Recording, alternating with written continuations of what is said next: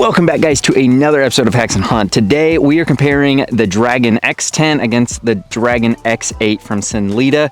Both are budget bows that you can find on Amazon. We're going to compare these two and see if spending a little extra cash is going to be worth it. First build that I want to show you is the Dragon X8. This is the very bare minimum basic compound bow that you can find from Sanlida on Amazon. The price range on this is $199, but that includes everything you need: the bow, the rest, the sight, the stabilizer, a release, a few arrows. I wouldn't recommend shooting, but then this is also adjustable from like 5 to 70 pounds, from like 14 to 30 inch draw. So you have an insane amount of adjustability on the Dragon X8, and just curious to see if it is a really good bow compared to that Dragon 10, and if it would be worth saving the money to get this setup versus that Dragon 10. All right, on the other hand is the Dragon 10 from Sanlida. This one is known as their flagship bow. It comes as a bare bow, so no stabilizer, no rest, no sight. So you are going to be looking at extra cost for that. For the bare bow, you're looking at $449 on Amazon.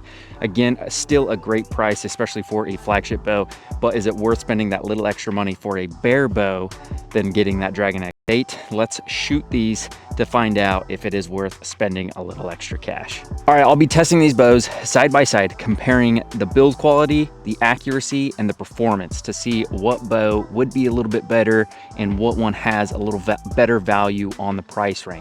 If you haven't already, guys, subscribe to the channel and comment down below what bow you think might win this challenge. Curious to see your thoughts, which one you might think is going to go home with me today if I'm going to choose one of these. So if you haven't already, hit that subscribe button. Really appreciate it, and let's dive right into the comparison.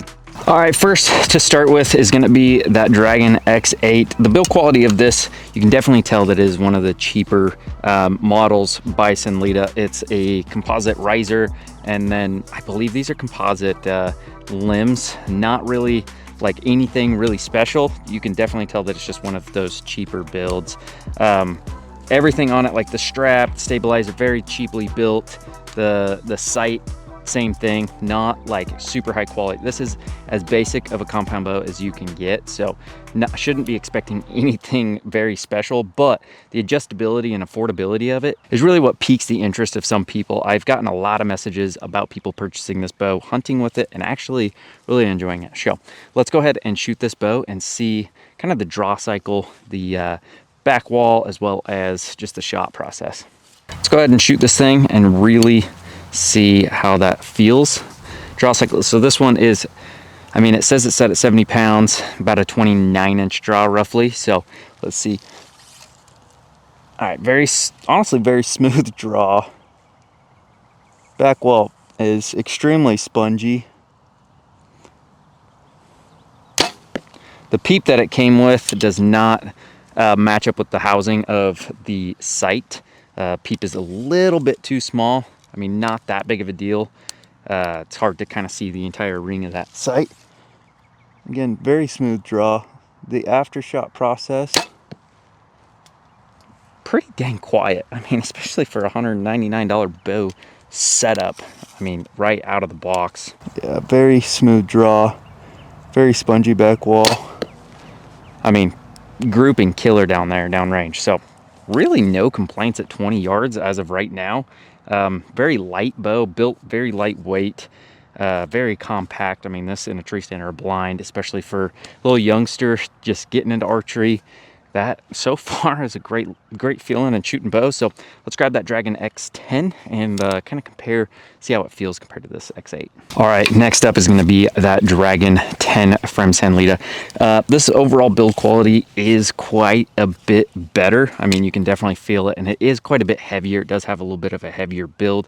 I mean, nothing like too crazy in the heaviness of the bow. It's got more like well-built cams. It's actually got a limb stop for that draw cycle, which is really nice. Better grip, has an actual grip on it. Let's draw this thing back. This one is set up at the same, about that 29 inch draw, and then a 70 pound draw weight. Let's draw this back. And again, this one comes in at $449 for the price tag of it. And it actually Rock solid back wall. It is kind of funky having that in front. Let's shoot it and see. I feel like it might be a touch louder. Not a whole lot. Definitely has like a more robust bow feel. That back wall is money though. Killer group. Those fletchings down there are basically touching. Again, I just want to emphasize that this comes in with a bare bow, so you do have to purchase a sight, rest, stabilizer, whatever else you want to add to it. What I have on it is a black gold and a Hamsky rest, just old ones that I had kind of sitting around, but they do perform very well. The peep is off just a little bit. Honestly, great feeling shooting bow. It is a little less adjustable, so you're not going to be able to play with as much poundage nor as much draw length. I'll put right here kind of what the specs of the X10 are, and then the specs of the 8 as far as draw length and draw weight go. Build quality, definitely a lot better. I feel like it is a little bit more tunable and easier to get tuned, as far as if you have a better knowledge of how to tune a bow, have a bow press, or have a shop that would work on this bow for you. The X8, that one's a little bit more simple, and it's going to be a little, I think it's going to be a little bit more difficult to tune if you're having any issues just due to the build quality, versus this X10. All right, we're going to do a quick 3-arrow group testing to see which one I feel like holds on target a little bit better. It has just a little more consistency with the accuracy. So first up is going to be the X10. All right, hit a little high and right. And again, I haven't fully sighted this in. I just got it kind of close enough to shoot and hit the target. So we're really focusing on the grouping. And we'll use the same arrows and setup and everything for both bows. All right, basically same spot there. Basically the same spot there with that second arrow. So that's very solid grouping. We are at 20 yards.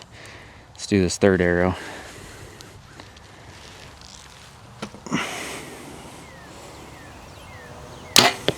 Boom. I mean, smacking arrows at 20 yards with this bow. Let's go ahead and shoot the Dragon X8 and see if it holds that same consistency as far as grouping goes. Okay, so we've got the Dragon X8 up to bat. This has a little bit of cheaper accessories and stuff on it. So it has a whisker biscuit versus a drop away rest. So we'll see if it messes up. Definitely not a 70-pound draw, as you can tell. I kind of yanked that back. It's probably closer to 60. 62. Okay, that one I feel like is a touch, a little more sighted in as far as getting close to the bullseye. But again, we are just going to be focusing on that grouping. These peep sights are just twisting just a touch of that string. Okay, that one went just a touch high.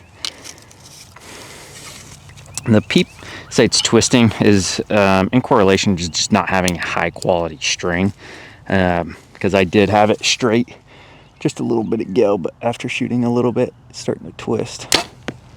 Okay, that one went even higher, and again, those are all the same arrows, and they all three were at different elevations. So that just kind of goes to show the inconsistencies of a cheaper setup. I felt dialed where I was aiming. I have had some decent groups, but I feel like this one's not nearly as consistent as the X10.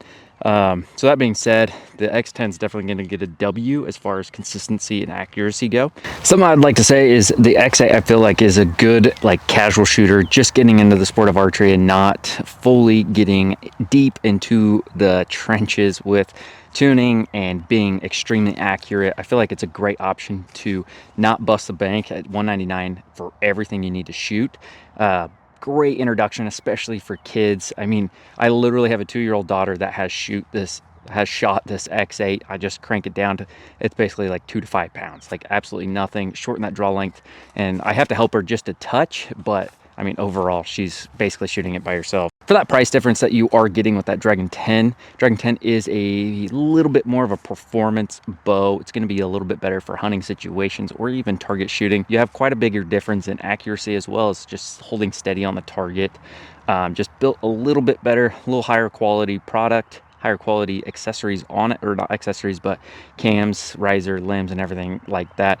Let's go get these arrows. And while I'm getting these arrows, just a quick shout out to my store. If you're as passionate as I am in archery, I've got some archery gear, like t-shirt merch, wearing one of my hats and stuff to help support the channel and just continue to get better reviews and stuff out to you guys. Go over to my website, haxenhunt.com, and I actually will continue to do giveaways. So when people purchase, I usually give stuff away for free. So a lot of stuff I do, bows, arrows, releases, different gear, targets, and stuff. So I work with a few companies and I'm able to utilize some of their stuff, give back to you guys. So I just want to say, if you want to help support the channel a little bit further, go over to my website, haxenhunt.com, purchase some merch. There's some really dope new designs that I've uploaded on there in collaboration with a few different companies. So yeah, if you want to support, head over to the website. I would really appreciate it. All right, it is time to choose which bow I'd rather go home with if I was to purchase a bow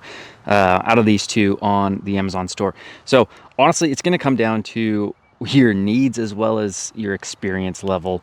Personally, I think for every beginner, the X8 is going to be a great option to not break the bank, get into it, see if you really like it, test it out, mess around, and have fun with it. And then for those that are a little bit more experienced and looking, maybe they've shot the X8 for a couple of years and they want to go up to something a little bit bigger and better, that X10 is going to be a great option, a little bit more tunable, and you're just going to have a little bit better experience before even getting into the American-made flagship bows. So honestly, it's going to depend on your experience level as well as your needs and what you are shooting for.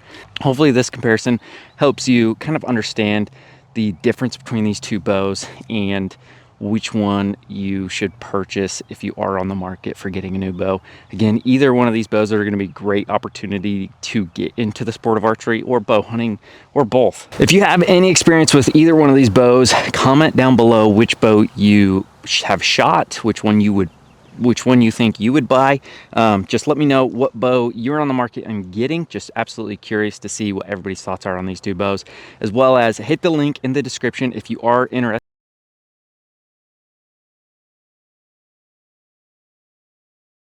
Wanted to share that in case one of you guys are wanting to get one of these bows. Helps me, helps you, and everything like that. So again, guys, if you haven't already, subscribe to the channel, really appreciate it. Like, and let me know what other reviews you want to see. And again, thanks so much for the support, really appreciate it. We'll catch you guys on the next one.